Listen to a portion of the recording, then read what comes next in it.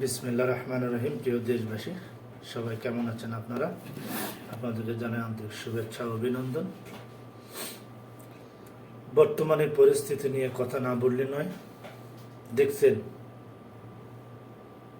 ঢাকাতে একটা মার্ডার হলো দিনে দুপুরে। একজন ব্যবসায়ী তিনি ব্যবসা করতেছিল। তার কাছে চাঁদার দাবি, তার কাছে চাঁদা হইতেছে।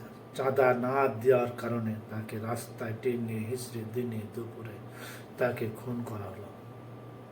এরা কারা? সব নাম আসতেছে বিএনপির উপরে।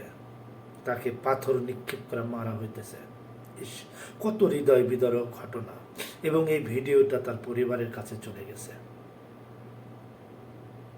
তার মেয়েরা দেখতেছে ভিডিও, কান্না করতেছে। এগুলি কি সহ্যকর?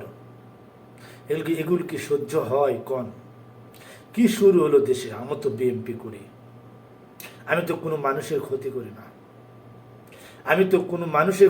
না, আমি তো বিএনপির কর্মী।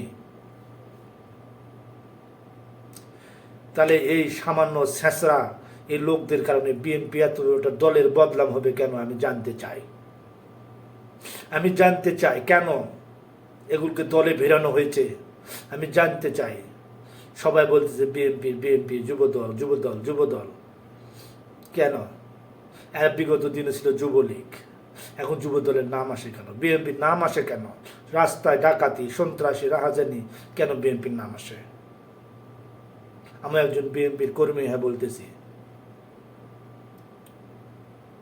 যারা বিএনপির যারা ঊর্ধ্বতন যারা আছেন, পার্টির যারা কর্মকর্তারা আছেন, স্ট্যান্ডিং কমিটি, স্থায়ী কমিটি এবং জনাব তারেক রহমান সাহেবকে বলবো, এগুলো খতিয়ে দেখেন।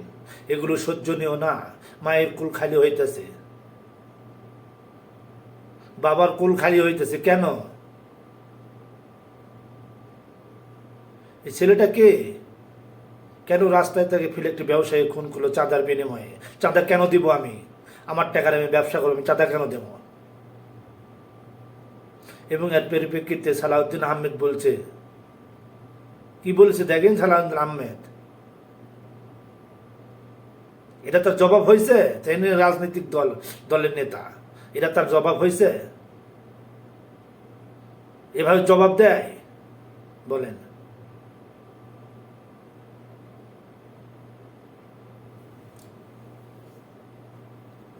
এই সামান্য একটা লোকের জন্য বিএনপি এত বড় একটা বদনাম হবে, এটাকে মেনে নেওয়া যায়? বলেন। কি জবাব দিবে পরিবারকে? কি জবাব দিবে? দেশের মানুষ এখন সবাই বলতেছে বিএনপি চাঁদাবাজি।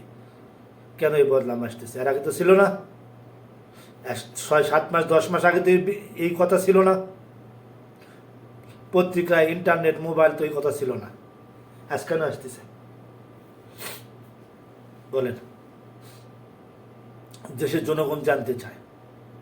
খালেদা জিয়ার কণ্ঠ নকল করে বেগম দেশনেত্রী, আপসীর নেত্রী বেগম খালেদা জিয়ার কণ্ঠ নকল করে 26 কোটি টাকা নিয়েছে। এরা কারা? বলেন। ভবিষ্যতে দেশের প্রধানমন্ত্রী হবে তিনি। তিনার কণ্ঠ নকল করে 26 কোটি টাকা পাইছে। ইন্টারন্যাশনাল ফাইন্যান্সিয়াল কর্পোরেশন যখন এদের তদারকি করতে লাগছে, তখন এর গুমার ফাঁস হয়েছে, যেটা নকল একটা ভিডিও কল রেকর্ড করে তার কাছ থেকে বিভিন্ন জায়গায় থাকা চাঁদার দাবি করা হয়েছে। তার মাত্র সর্বমোট মূলধন 34 লক্ষ টাকা। যখন একের পর এক তার অ্যাকাউন্টে 6 কোটি টাকা ঢোকানো হয়েছে, তখন ব্যাংক কর্মকর্তা তাকে জিজ্ঞাসাবাদ করছে এইগুলো টাকার উৎস কোথায়। তিনি সঠিক জবাব দিতে পারেনি এবং কেউ বাদী হয়ে মামলাও করেনি।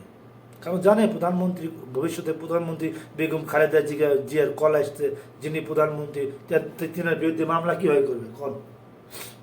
কীভাবে করবে? এগুলো প্রতারণা কারা করতেছে? একজন আপসের নেত্রীর সাথে বদলাম, এগুলো খতিয়ে থাকে। এটা কি বিএনপির লোক করতেছে না অন্য কোনো লক্ষ টাকার লোক করতেছে? ভালো করে খোঁজ দেখা দরকার আপনাদের। আমি একটু সামান্য অসুস্থ। দুঃখিত, সরি। বলেন, এগুলো কি মেনে নেওয়া যায়?